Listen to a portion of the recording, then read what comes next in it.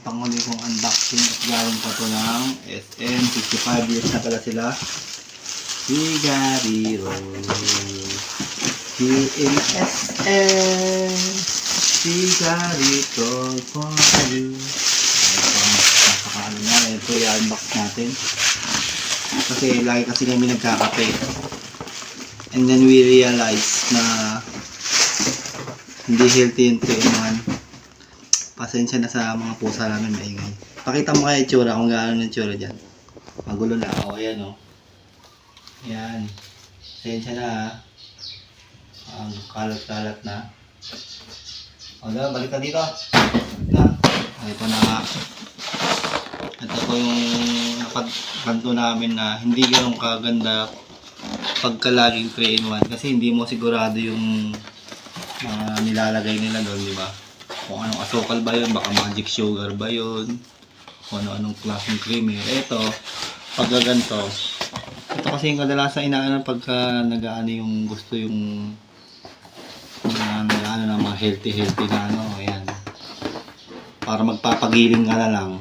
Tapos yung asukal mo, pwedeng yung brown sugar o kaya yung mga kung ano-anong klaseng asukal na mas magandang quality.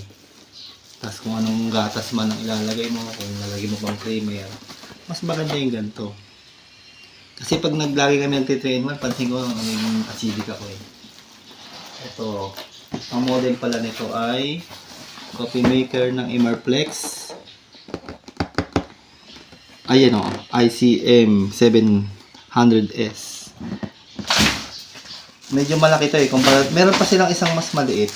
Kung nga lang maganda sana yun. Kaso nga lang mas maganda yung quality ng malaki nila eh.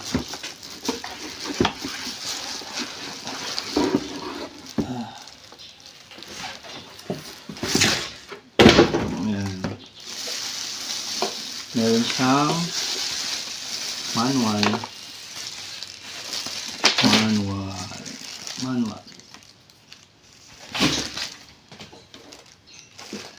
Tapos, ayan na, tiyan na lang. Medyo malaki itong kinuha namin. Meron siya mas maliit, kaso nga lang, pang sa amin lang. Tapos, pag may bisita ka kasi, ang kagandahan malaki pag may bisita ka. O, diba? Minsan ang timpla na lang. Tapos, ayan ang kanyang, pagka sinaksak mo, meron siyang on-off. Tapos yung glass niya, 10 cup ata to, 10 cup. Tsaka, nagandahan ko dito, ang pinagpilian kasi namin, Hanabishi, tas 3D. Yung ano nila, parang hindi ganun ka-quality compare dito sa Emarflex. Parang mas makapal, tsaka mas mabigat to eh. Pansin ko lang. Tsaka, mas maganda kasi yung design niya eh, parang class ng itsura niya. Yung plastic niya, tapos may ganda ng ano niya. Maganda. Magandang quality din kasi Emarflex. Ito, manual din nata ito eh. Ayan. Yan lang may laman sa loob. Tapos ito, 10 cups. Ano mo yan? Pipindot-pindot pa pala yan. Tapos, dito initan yan. Pag nilagay mo dyan, ito yung iinit sa kanya pagka sinaksak mo. Tapos dito yung kargahan ng tubig. Saan ba to? Ayun. Ayun o.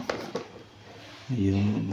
Lalagay mo dyan yung ano, yung kape na giniling. Tapos dito yung tubig.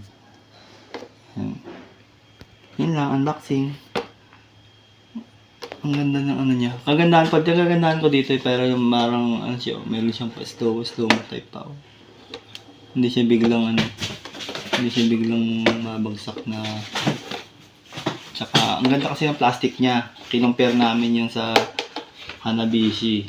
Tsaka sa 3D. Ito kasi parang ang firm ng ano niya. Oh. Ang ganda. Tsaka to, ang ganda rin ng ano niya. Compare sa ibang brand. Kaya Emarflex naman. Tsaka karamihan kasi ng ibang ano namin, Emarflex. Yung nagagandahan namin yung quality ng Emarflex. Kaya Emarflex namin. Yan na. We got it all.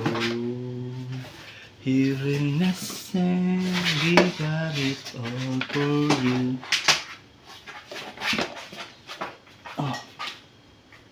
scoop. Ay, may pang scoop pala yun, oh. May pang scoop siya. Ayun, oh. Tapos ang galing ang quality ng ano niya. May paganyan pa, oh. Ilalim mo, stainless. Oh, ang tibay, oh. Kapal. Ayan na nga yung pusa. Magbabay na tayo. Ang kapal din ang ano niya. Ito, ang kapal. Maganda siya. Nakalagay sa ilalim yung wattage ata niyan. Ilang mga wattage yan. Ayan. Ayan, magkakape na kami. Kulang na lang ng magpapagiling pa ako. Sa Walter ako nagpapagiling. Mamimili na ako. Pupunta pa lang ang Walter ngayon para makapagkape kami mamaya at magpapagiling na ako. Yun lang. Salamat sa panonood. Bye-bye. More unboxing and anything. Subscribe ka na. Bye-bye mo ang aking mga vlog. Bye-bye. Salamat. Okay.